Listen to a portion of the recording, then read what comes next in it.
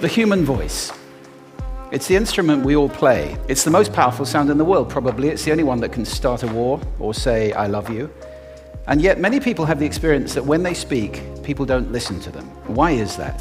How can we speak powerfully to make change in the world?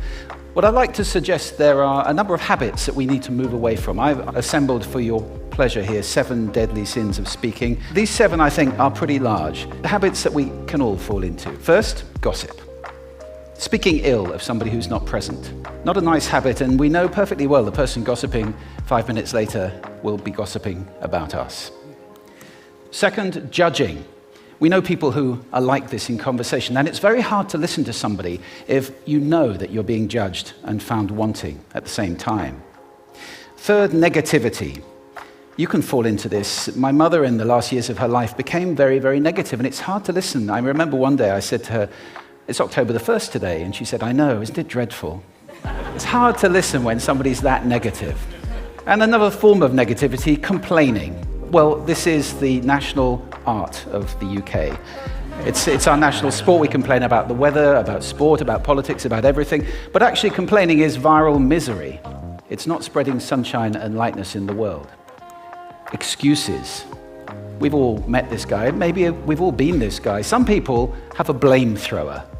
They just pass it on to everybody else and don't take responsibility for their actions. And again, hard to listen to somebody who's being like that.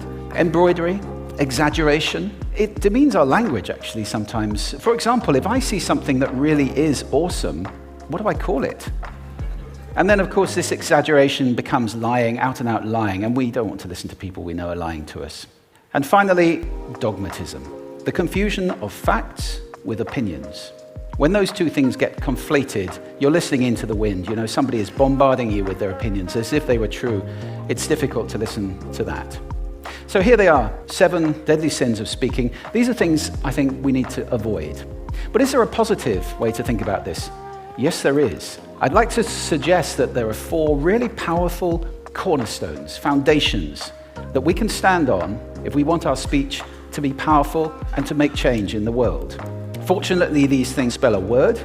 The word is hail, and it has a great definition as well. I'm talking about this definition, to greet or acclaim enthusiastically, which is, I think, how our words will be received if we stand on these 4 things. So what do they stand for? The H, honesty, of course. Being true in what you say, being straight and clear.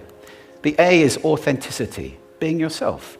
A friend of mine described it as standing in your own truth, which I think is a lovely way to put it. The I is integrity, being your word, actually doing what you say, and being somebody people can trust. And the L is love. I don't mean romantic love, but I do mean wishing people well. For 2 reasons. First of all, I think absolute honesty may not be what we want. I mean, my goodness, you look ugly this morning. Perhaps that's not necessary. Tempered with love, of course, honesty is a great thing. But also, if you're really wishing somebody well, it's very hard to judge them at the same time. I'm not even sure you can do those 2 things simultaneously. Thank you.